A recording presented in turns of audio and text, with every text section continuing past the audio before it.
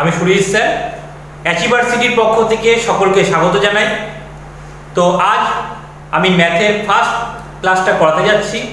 একদম basic level থেকে start করব এবং ধীরে ধীরে আমরা অটোমেটিক্যালি অ্যাডভান্স লেভেলের দিকে চলে যাব, ঠিক আছে?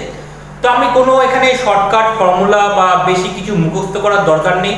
একদম বেসিক কনসেপ্টে সেগুলো ক্লিয়ার করে আমরা আস্তে আস্তে এগাবো।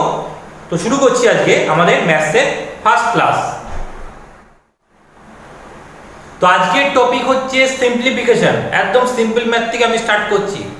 তো সিম্পলিফিকেশন করার আগে আমাদের সরলীকরণ করার যে রুলসগুলো সেগুলো ভালো করে ক্লিয়ার করার দরকার। তো প্রথমেই আমি আসছি বডমাস রুলস। একদম সিম্পল একটা ব্যাপার। বডমাস রুলসটা প্রথমে আলোচনা করে নিই, কারণ অ্যাপ্লিকেশনগুলো আমি ঠিকঠাক না জানা থাকলে বেসিক জিনিসগুলো আমরা বড় অঙ্কে গেলে কি হবে, সমস্যা হবে, ঠিক আছে? তো প্রথমে আমি বডমাস রুলসটা আলোচনা করছি। তো বডমাসটা কি হচ্ছে, এইভাবে সিরিয়ালি ব্যাপারটাকে লিখলাম। আর এখানে দেখো এস ফর হচ্ছে সাবট্রাকশন মানে কি মাইনাস। এ ফর হচ্ছে অ্যাডিশন মানে কি করতে হবে, প্লাস করতে হবে। এম ফর হচ্ছে মাল্টিপ্লিকেশন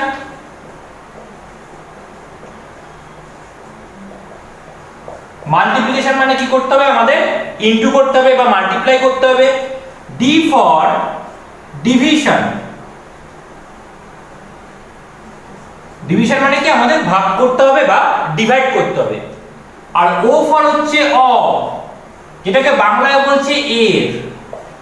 এটা অ্যাকচুয়ালি কি হয়, ইনটুই বোঝায়, কিন্তু অফের ইনটু আর এমনি নরমাল মাল্টিপ্লিকেশন এর ইনটুর মধ্যে ডিফারেন্স আছে। ডিফারেন্সটা কি আমি পরে আলোচনা করে দিচ্ছি, ঠিক আছে?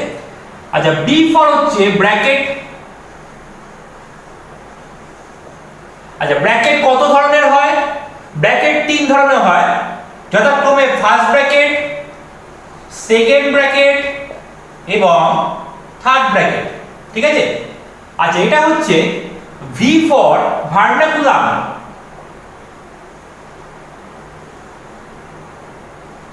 যেটাকে বলা হয় বার ব্র্যাকেট। এটাও এক ধরনের ব্র্যাকেট। বার ব্র্যাকেট মানে ধরো আমাদের বললো a মাইনাস b, তার মাথায় এরকম একটা দাগ দিয়ে দিলাম, তার মানে এটা হচ্ছে বার ব্র্যাকেট। তা আমি যে এই অর্ডারে লিখলাম, আমরা যখন ক্যালকুলেশন করব ম্যাথে, অর্ডারটা মেনটেন করে ক্যালকুলেশন করতে হবে। তার মধ্যে কিছু কিছু অর্ডার আমাদের স্ট্রিক্টলি মেনটেন করতে হবে, আবার কিছু কিছু জায়গায় মেনটেন না করলেও সমস্যা হবে না। যেমন ধরো এই অর্ডারটা আমাদের কিন্তু স্ট্রিক্টলি মেনটেন করতে হবে। এই যে আমাদের ভার্নাকুলাম থেকে শুরু করে ডিভিশন অবধি যে অর্ডারটা আমি লিখলাম, এই অর্ডারটা কিন্তু আমাদের স্ট্রিক্টলি মেনটেন করতে হবে, না হলে কিন্তু ক্যালকুলেশনে ভুল হওয়ার যথেষ্ট সম্ভাবনা রয়েছে। আর এই পার্টটায় এই অ্যাডিশন আর সাবট্রাকশনের ক্ষেত্রে আমাদের অর্ডার মেনটেন করার দরকার নেই। অ্যাডিশন আগে করলাম পরে সাবট্রাকশন করলাম, অথবা আগে সাবট্রাকশন করে পরে অ্যাডিশন করছি, তাতে কোনো প্রবলেম হবে না, ঠিক আছে? এই জায়গাটা অর্ডার অবশ্যই মেনটেন করতে হবে। আচ্ছা, এবার বার ব্র্যাকেটটা ইউজ কিভাবে করছি একটু দেখে নিই। যেমন ধরো আমাদের একটা এক্সাম্পল দিই। ধরো থার্ড ব্র্যাকেটের মধ্যে দেওয়া আছে a মাইনাস, তারপরে আবার রয়েছে সেকেন্ড ব্র্যাকেট, তারপরে রয়েছে b, তারপরে রয়েছে প্লাস, তারপরে রয়েছে first bracket c minus d plus e minus a, এইভাবে আমাদের রয়েছে।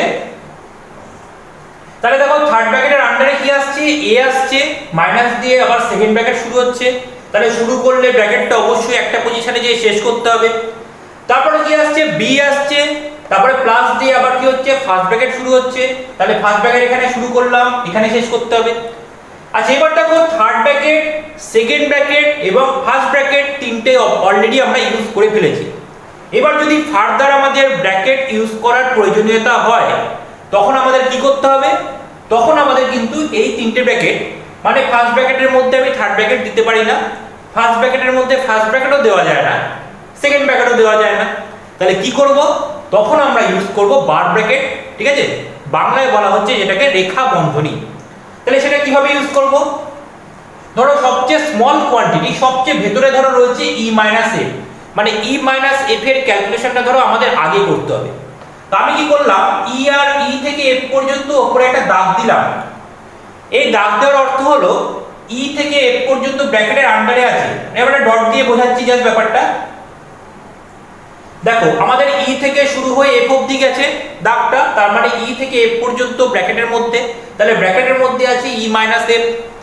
এবার যদি আরো একটা ব্র্যাকেট দেওয়ার দরকার হয়, যেমন ধরো আমরা ডি থেকে শুরু করলাম, ডি থেকে শুরু করে এত অবধি, তাহলে এটাও কি হচ্ছে ডি থেকে ব্র্যাকেটটা শুরু, তার মানে এই মাইনাসটা কিন্তু আমাদের ব্র্যাকেটের বাইরে আছে। ডি থেকে ব্র্যাকেটটা শুরু, শেষ কোথায় এফ এ যে। তো সবার ভিতরে কি আছে, ই মাইনাস এফ। আমাদের সবার প্রথমে ই মাইনাস এফটা ক্যালকুলেট করতে হবে। তারপরে কি হবে, প্লাস আছে বাইরে, ই মাইনাস এফ ক্যালকুলেট করে যাই ভ্যালু আসবে সেটা বাইরে প্লাস দিয়ে গুণ হবে। তারপরে ডি প্লাস যে ভ্যালুটা আসলো ওটা ক্যালকুলেট করলাম, মানে এই ব্র্যাকেটের মধ্যে যেহেতু আছে, তারপরে বাইরে বেরিয়ে সেটা কি হবে, মাইনাস দিয়ে গুণ হবে। এইভাবে আমাদের সিরিয়ালি ক্যালকুলেশনটা করতে হবে, ঠিক আছে? এবং এইগুলো মেন্টালি করার চেষ্টা করবে, তাহলে তাড়াতাড়ি হবে।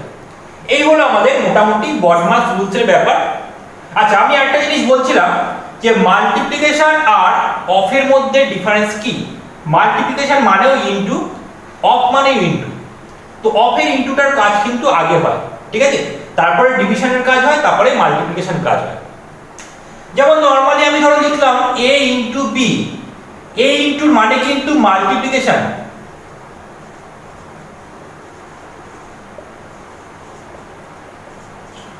a ইনটু বি, এই ইনটুটার মানে হচ্ছে কি মাল্টিপ্লিকেশন। এবার ধরো আমি ধরো লিখলাম a into B plus C, এটা কি ব্র্যাকেট। আচ্ছা দেখো, যখন আমরা ব্র্যাকেটটা উচ্চারণ করি আমরা কি বলি, a into B plus C বলি না, আমরা কি বলি a of B plus C. তাহলে এই ব্র্যাকেট মানে কিন্তু ইনটু হয়, কিন্তু ব্র্যাকেট মানে কি, ব্র্যাকেট মানে কিন্তু অফ। মানে এখানেও a ইনটু বি করলেও গুণ হচ্ছে, আবার a into B plus C মানে ব্র্যাকেট দিলেও গুণ হচ্ছে। এই ইনটুটা কিন্তু নরমাল মাল্টিপ্লিকেশন, আর ব্র্যাকেট যখন থাকছে তখন কিন্তু অফ। এবার এর মধ্যে যদি কিছু ডিভিশন পার্ট দেওয়া থাকে তাহলে কিন্তু আমাদের এই অর্ডারটা মেনটেন করে তারপরে ক্যালকুলেশন করতে হবে, ঠিক আছে? তো এই গেল আমাদের বডমাস রুলস। আচ্ছা, এবার আমি ফ্র্যাকশন কত ধরনের হয় এবং কেন হয়, কিভাবে হয় সেই ব্যাপারটা একটু বলে নিই, তারপরে আমরা এর উপর বেস করে বিভিন্ন অঙ্ক আজকে করব, ঠিক আছে? তো দেখো ফ্র্যাকশনটা কি একটু আলোচনা করে নিই। তো দেখো ফ্র্যাকশনটা কত ধরনের হয়।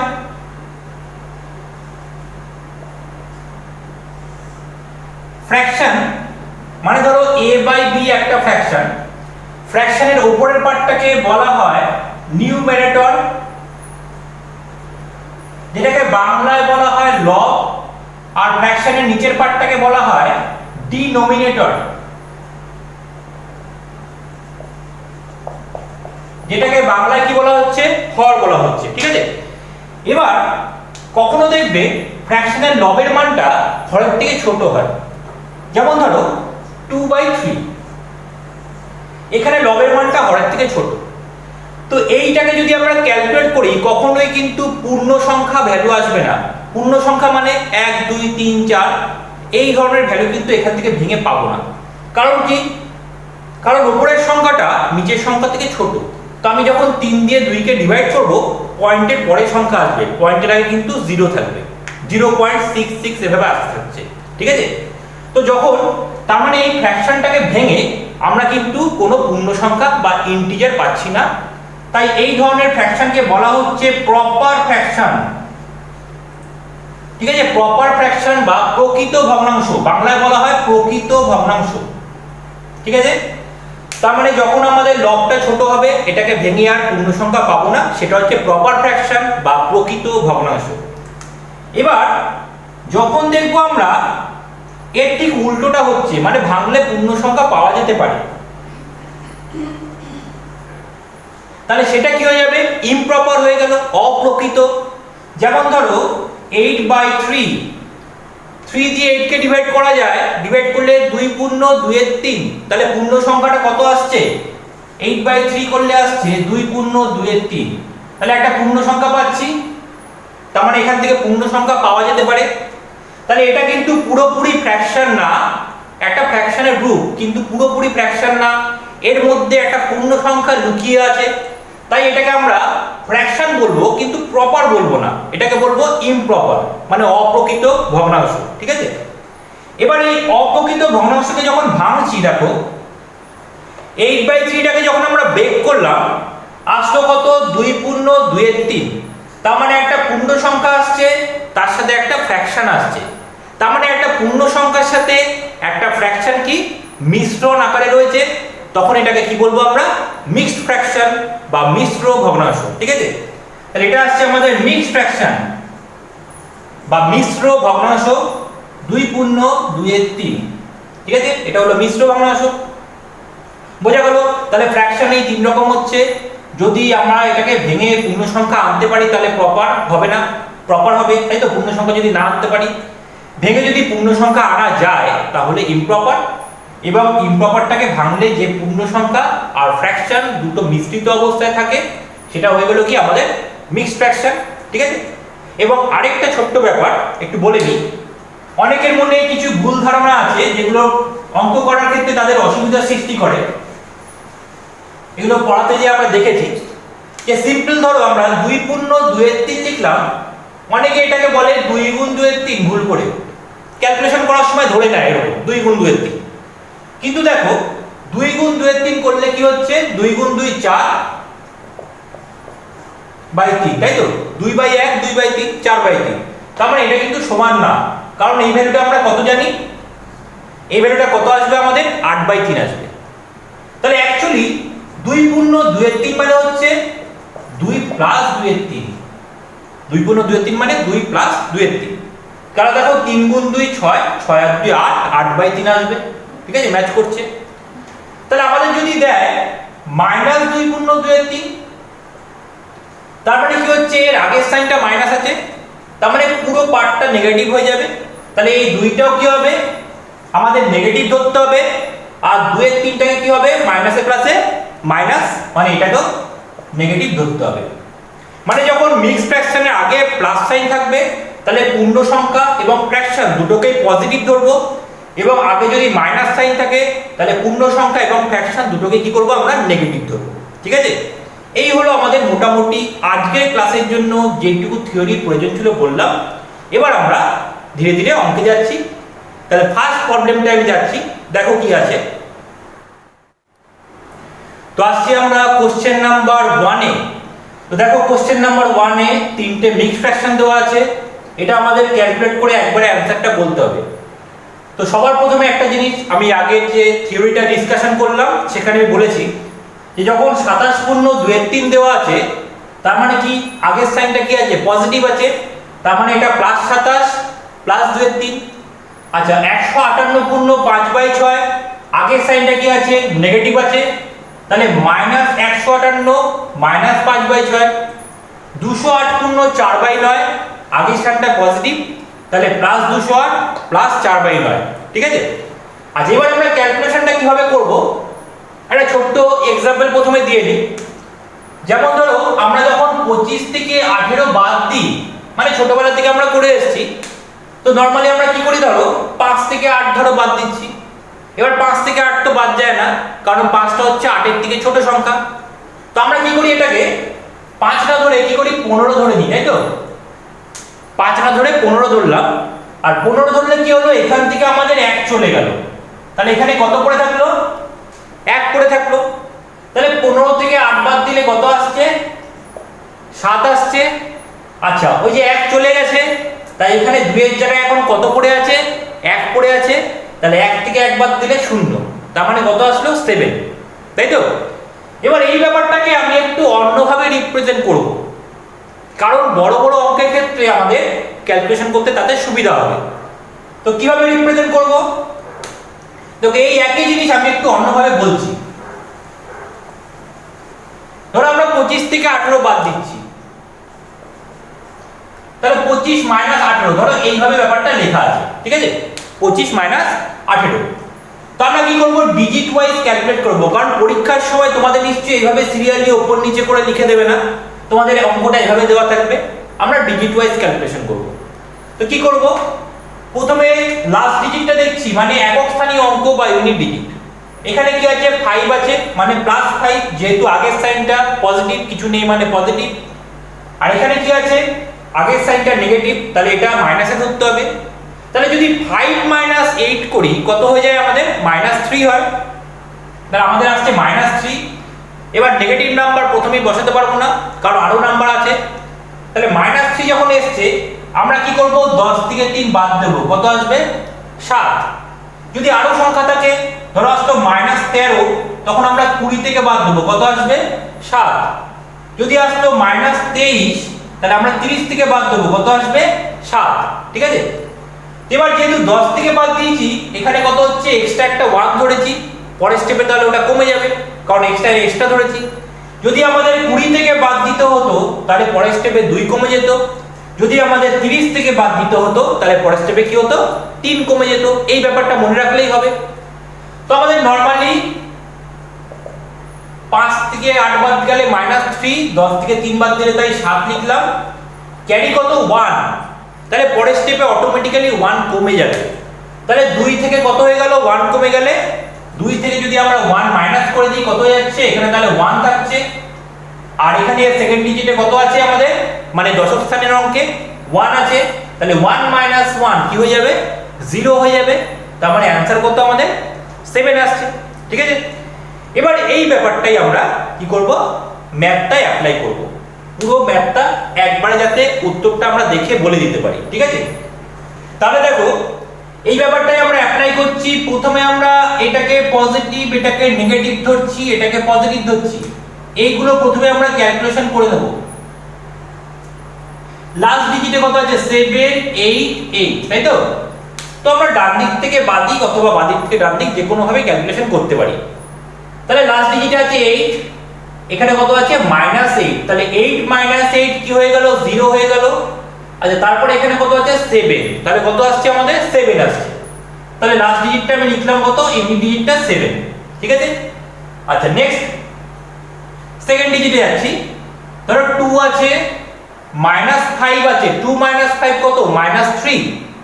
-3 আর 0, তাহলে কি হচ্ছে, -3 হবে। তাহলে -3 আসলে কি করব, 10 থেকে 3 বাদ, কত আসবে, 7 আসবে। ক্যারি কত, 1। তাহলে 1টা পরের স্টেপে কমিয়ে দেব। পরের স্টেপ মানে শতক স্থানে। তো এখানে শতক স্থানে কিছু নেই, মানে আমাদের হাতে কত আছে, -1 আছে, 1 কমাতে হবে যেহেতু। এখানে শতক স্থানে কিছু নেই। এখানে -1 ছিল, তার সাথে আরেকটা -1, তাহলে কত হয়ে গেল, -2 হয়ে গেল। তাহলে -2, এখানে কত আছে, +2।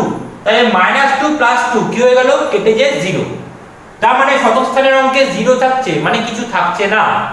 তাহলে এই তিনটে পার্ট ক্যালকুলেট করলে কত আসছে, 77। তো আমাদের অঙ্কটা মোটামুটি এখানে হয়ে গেছে। এরপরে অপশন চেক করলে বোঝা যেতে পারে। এবার যদি পুরোটাই করতে চাই, তাহলে বাকি যে ফ্র্যাকশন পার্টগুলো আছে সেটা ক্যালকুলেট করে নিচ্ছি।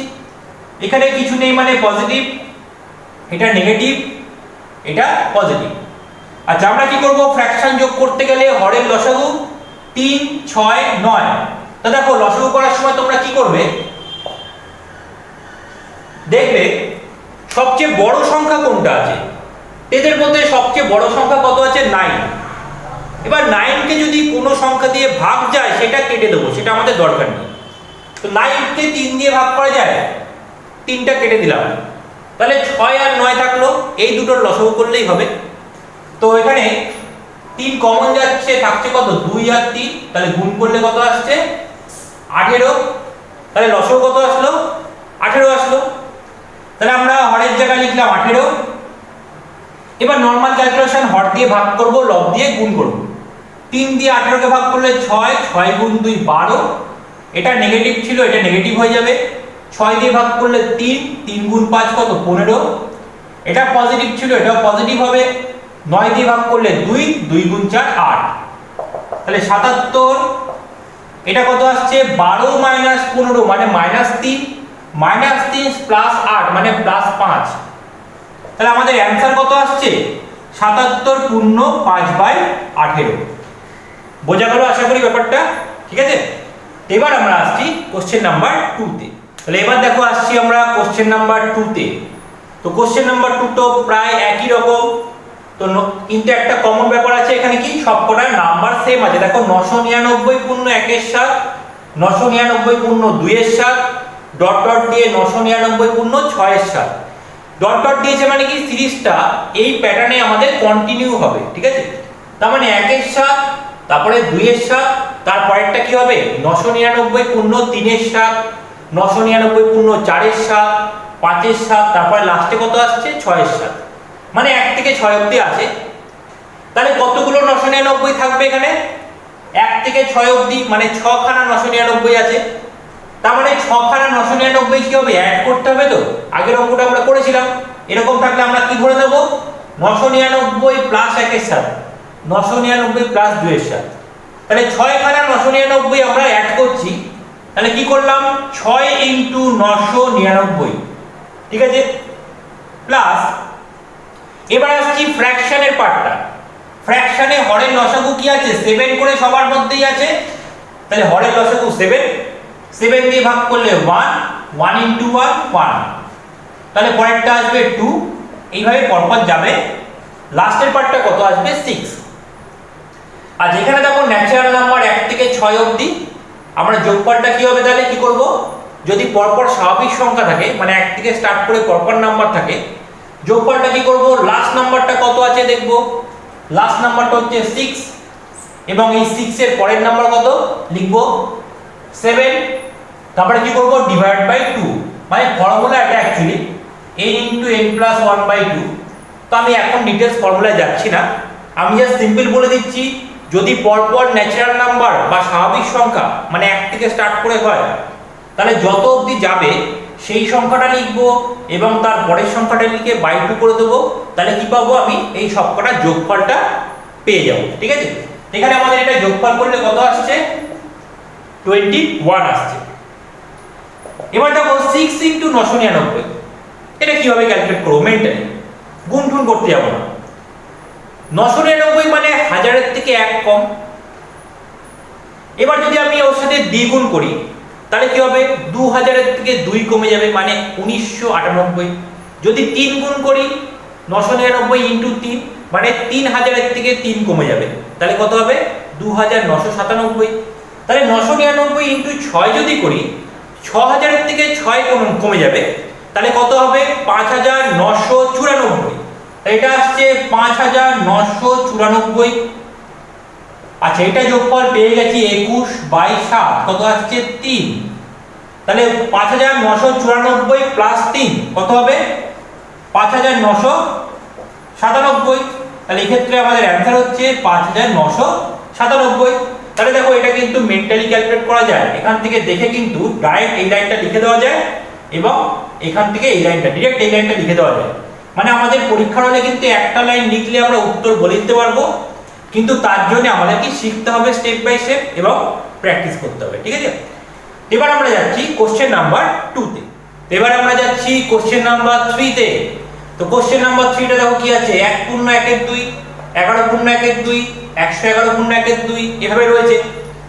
এবার সিম্পল দেখো নরমাল যোগ না করে আমরা কি করব, এখানে কটা 1 আছে একটা 1 আছে, এখানে দুটো 1 আছে, এখানে একটা 1 আছে, এখানে দুটো 1 আছে, এখানে তিনটে 1 আছে, এখানে চারটে 1 আছে, এখানে কটা আছে 5টা 1 আছে।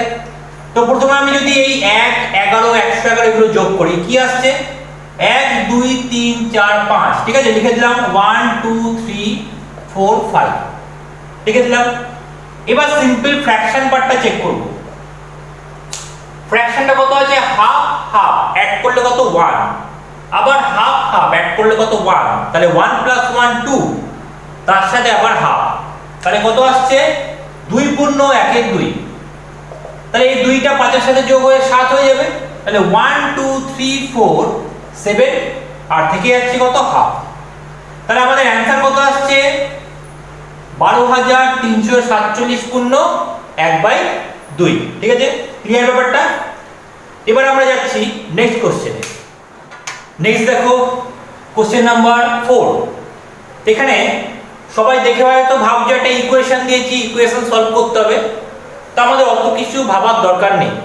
কি করব দেখো, বলছি a/b = 3/4 and 8a + 5b = কত 22, মানে এই ইকুয়েশনটা আমাদের দিয়েছে। আচ্ছা a/b মানে a:b মানে অনুপাত, তাই তো? তাহলে 3/4 মানে 3:4। তাহলে অনুপাতে a এর ভ্যালু হচ্ছে 3, অনুপাতে b এর ভ্যালু হচ্ছে 4। এটা কিন্তু এক্সাক্ট ভ্যালু না, তাহলে এখান থেকে আমি a এর জায়গায় 3 বলতাম, b এর জায়গায় 4 বলতাম, তাহলে আর কোশ্চেন করতো না। তো আমাদের কি করতে হবে, a আর b এর অনুপাতের ভ্যালু 3 আর 4 আছে, আমাদের এক্সাক্ট ভ্যালুটা কত হবে জানতে হবে।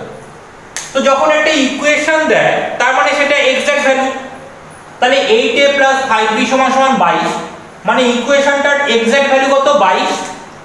এবার আমরা কি করব, রেশিও অনুযায়ী মানে অনুপাত অনুযায়ী ইকুয়েশনের ভ্যালু কত আসছে দেখে নেব। তার জন্য a আর b এর রেশিওর ভ্যালুটা বসাবো। a এর জায়গায় 3 বসালাম, রেশিওতে a 3 ছিল, প্লাস 5b মানে b এর জায়গায় 4 বসালাম, কত আসছে 3 4 3 8 24 আর 20 মানে 44। তাহলে দেখো রেশিও অনুযায়ী যদি ভ্যালুগুলো বসাই তাহলে আমাদের ইকুয়েশনটা কত আসছে ভ্যালু 44, কিন্তু অরিজিনালি ইকুয়েশনে ভ্যালু কত ছিল 22। তাহলে 44 এর জায়গায় যদি অরিজিনালটা 22 হয়ে যায় তাহলে অর্ধেক হয়ে যাচ্ছে না? 44 থেকে 22 মানে কি হয়ে গেল, হাফ হয়ে গেল। তার মানে অনুপাত থেকে যদি আমরা এক্সাক্ট ভ্যালুতে যাই তাহলে ভ্যালুটা কি হবে, অনুপাতের যা ভ্যালু থাকবে সেটা অর্ধেক হয়ে যাবে। তাই এই ব্যাপারটাই আমরা অ্যাপ্লাই করব।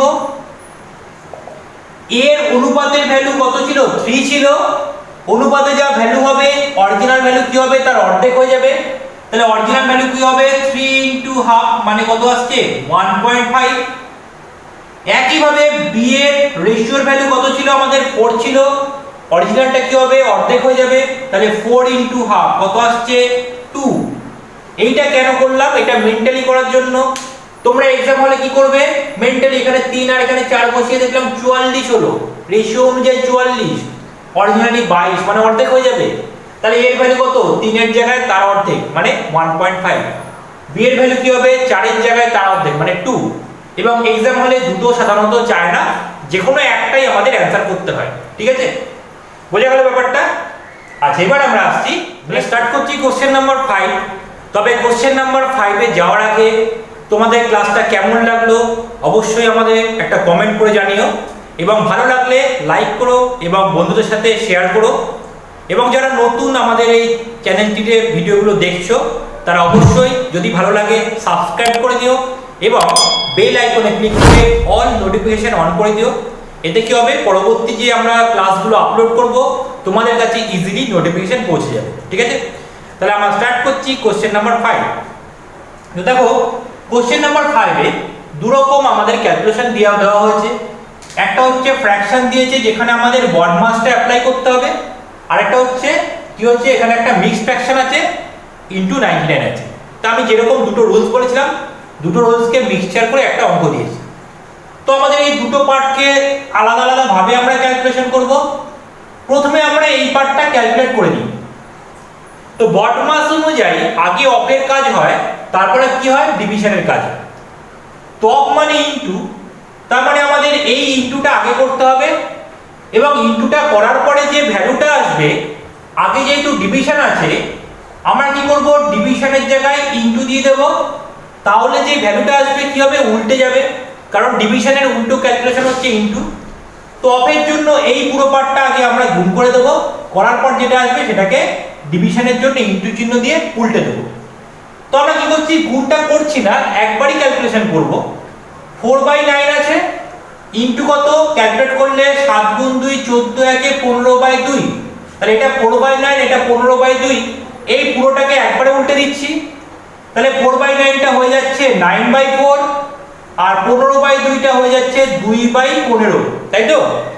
আচ্ছা এবার 2 গুণ 2 4 কেটে গেল, 3 দিয়ে কাটলে 3, 3 দিয়ে কাটলে 5, কত আসছে এখানে 1/5। এই পার্টটা আলাদা ক্যালকুলেশন করলাম। এবার আসছি এই পার্টের ক্যালকুলেশনে। এই পার্টের ক্যালকুলেশনে কি করব, সিম্পল ব্যাপার একটা। ধরো তোমাকে দিয়েছে 9 পূর্ণ 7/9, তাহলে এই সংখ্যাটা 9 এর দিকে কতটা বেশি, 9 এর দিকে কতটা বেশি 7/9 বেশি, আবার এই সংখ্যাটা 10 এর দিকে কতটা কম, সাথে যদি আমরা,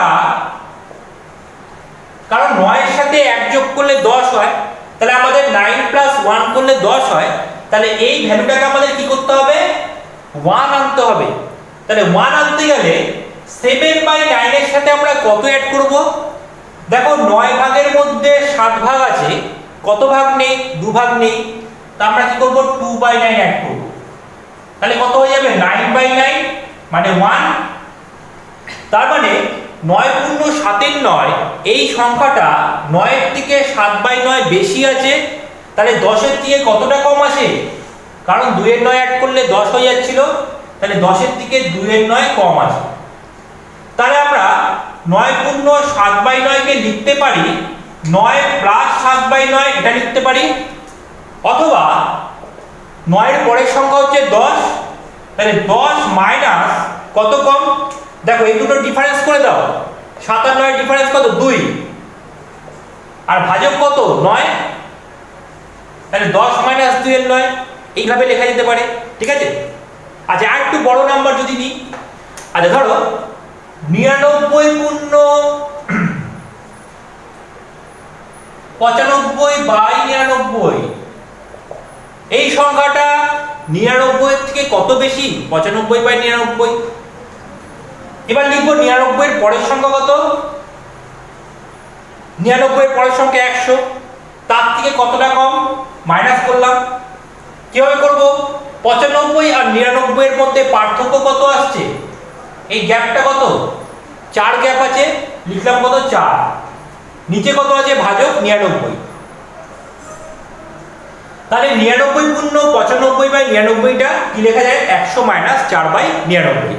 এই ব্যাপারটাই এখানে অ্যাপ্লাই করব। তো দেখো ব্যাপারটা কতটা ক্যালকুলেশনটা ইজি হয়ে যাবে। তো আমরা কি করব, তো আমাদের সংখ্যাটা দিয়েছিল 999 পূর্ণ 494/495। আমরা কি করছি, আমরা লিখছি 999 এর পরের সংখ্যা মানে 1000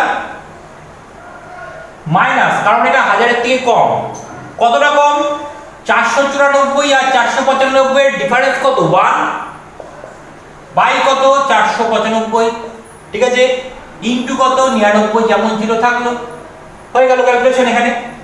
এবার দেখো এটা কি লিখছি, প্লাস 1000 ইনটু 99 মানে 99000, প্লাস মাইনাসে মাইনাস 99/495, তাই তো। এখান থেকেও ডাইরেক্ট ক্যালকুলেট করে দিতে পারো। 99 মানে 100 থেকে 1 কম, আর এটা 500 থেকে 5 কম, তাহলে কবার যাবে, 5 বার যাবে, তাহলে কাটলে কত আসছে, 5 মানে 1 এর 5, তাহলে 1/5 মাইনাস 1/5 ক্যান্সেল হয়ে যাবে, পড়ে থাকবে কত, 99000। তাহলে আমাদের অ্যানসার হচ্ছে 99000, ঠিক আছে। তাহলে আপাতত আজকে ক্লাস এখানেই শেষ। ক্লাসটা কেমন লাগলো অবশ্যই কমেন্ট করে জানিও। আবার আমরা নেক্সট উইকে আবার ক্লাস নিয়ে উপস্থিত হব। তাহলে ধন্যবাদ। Please do like this video, share with your friends and subscribe because knowledge is empowerment.